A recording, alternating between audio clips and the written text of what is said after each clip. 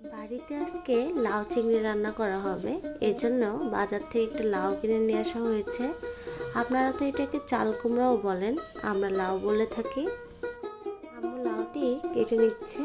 অন্যদিকে চিংড়ি মাছগুলো বেছে নেওয়া হলো। তারপর একটি কড়াইতে কিছু পেঁয়াজ এবং কাঁচামরিচ কেটে ভেজে নেওয়া হচ্ছে।